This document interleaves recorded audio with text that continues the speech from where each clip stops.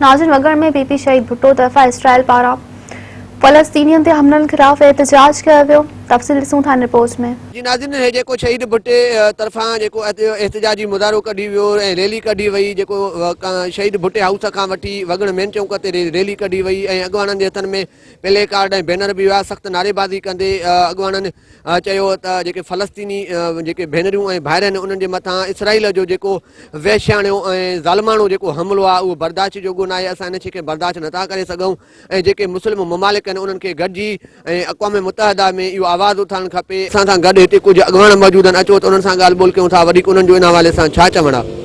अदा जेको फ़लस्तीन जे अंदरि इसराइली जा जेके यहूदीन जेके काफ़र आहिनि असांजे मुस्लमान भाइरनि ते असांजे मासूमनि ते जेके इहे गोला बारी था कनि, तशदुद था कनि, गोलियुनि सां उन्हनि खे मारियो थो वञे।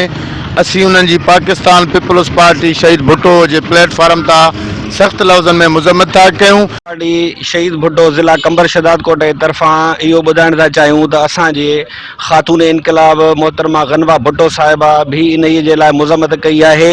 मुज़म्मती बयान सां गॾोगॾु उन चयो आहे त जेकॾहिं विढ़ांद जी ज़रूरत पई त बि असां इसराइल जे ख़िलाफ़ कंदासीं। त फ़लस्तीन जा जेके मज़लूम औरतूं, नंढड़ा मासूम बचड़ा पोढ़ा, उन्हनि जो बि ख़्यालु नथो कयो वञे।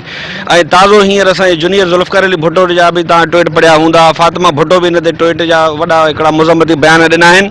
असां पंहिंजे इन फोरम तां, इन प्लेटफॉर्म तां असां इहो था ॿुधाइण चाहियूं त मीर मुर्तज़ा भुट्टो, शहनवाज़ भुट्टो बि इन्हनि जे ख़िलाफ़ जिहाद कयो हो ऐं असां उन जा वर्कर कारकुन बि हर वक़्तु जिहाद जे लाइ तयारु आहियूं। असां उन वक़्तु बि इसराइल ते लानत कईसीं ऐं अॼु बि असां इसराइल ते लानत था कयूं।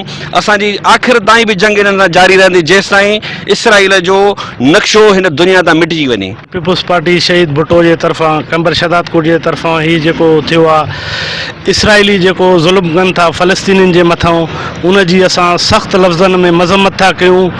जीअं त असांजो क़ाइद शहीद मीर मुर्तज़ा भुट्टो, शहीद कामरेड शाहनवाज़ भुट्टो बि इन जदोजहद में पंहिंजो फ़लस्तीनियुनि जे हक़ में इसराइलियुनि सां विढ़ियो।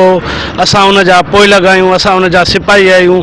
असां बि माना उन्हनि सां विढ़ण लाइ तयारु आहियूं ऐं विढ़ंदासीं।